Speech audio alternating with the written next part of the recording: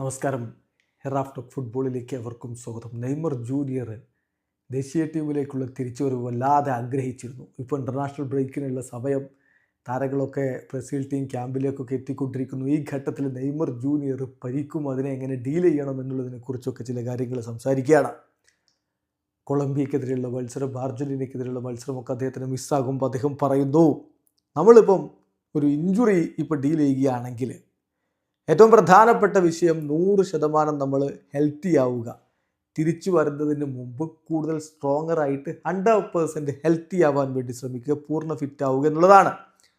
നമ്മൾ അതിലേക്ക് പോകാതെ കൂടുതൽ അനാവശ്യമായിട്ടുള്ള പരിശ്രമങ്ങളിലേക്ക് പോയാൽ പ്രോബ്ലം കൂടുതൽ വേഴ്സാവും, കൂടുതൽ കാലം കളിക്കളത്തിൽ നിന്ന് പുറത്തിരിക്കേണ്ടി വരും.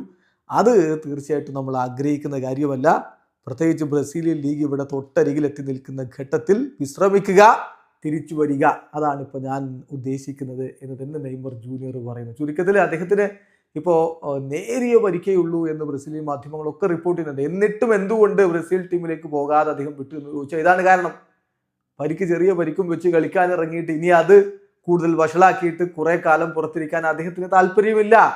അദ്ദേഹത്തിന് തിരികെ എത്തണം, പൂർണ്ണ ഫിറ്റ് ആയിക്കൊണ്ട് തിരികെ എത്തണം. അത് തന്നെയാണ് അദ്ദേഹം ആഗ്രഹിക്കുന്നത്. ബ്രസീലിയൻ ലീഗ് ഈ മാസത്തിന്റെ അവസാനം ആരംഭിക്കുകയാണ്. അപ്പോഴേക്കും പൂർണ്ണ ഫിറ്റ് ആവാൻ കഴിയും എന്നുള്ള പ്രതീക്ഷയിലാണ് നെയ്മർ ജൂനിയർ ഉള്ളത്. വീഡിയോ അവസാനിക്കുന്നത്. ഫുട്ബോൾ ലോകത്തെ കൂടുതൽ വിശേഷങ്ങളുമായി റാഫ് ടോക്സ്.